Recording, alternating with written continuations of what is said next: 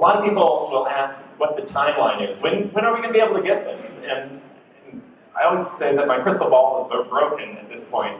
But for a long time, we've been saying that it'd be about 5 years. And in fact, in the BioSaturday's, you could find articles that said it would be about 5 years that this would be available.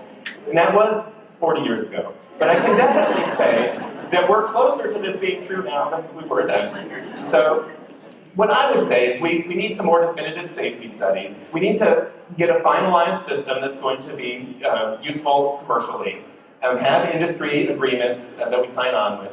The FDA approval is going to be a big step. The FDA is a conservative organization, and so a lot of these things are going to be available in Europe years before they're available here.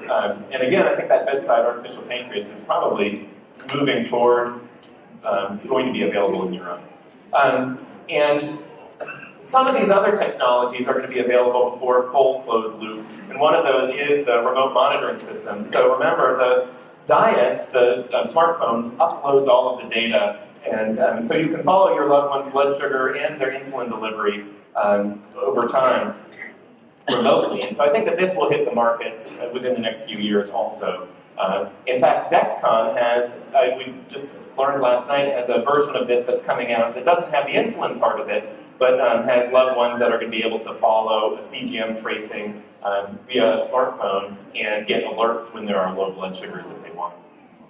And so, revisiting our chasm here, I think that, it's all a matter of perspective. And there was a point in time where again, what was ideal seemed even farther off.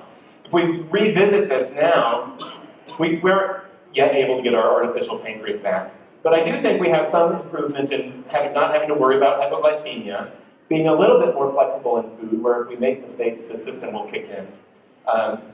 We still have to check blood sugars. We're not going to get away from that. Sports, I think we're going to be able to address that with some of the other approaches. And hopefully, we're going to get a better night's sleep on some of this. And so, whereas in the past, just having injected insulin seemed to be what was, some people would have said was going to get them to what was acceptable, now I think we have a better roadmap of being able to use some of the emerging technologies to get us across to a more acceptable place, even if it is going to take some extra work. I think the DIAS is going to help us get there, and all of this is acknowledging that what we really want is our pancreas back, and we're still hopeful for that in the future.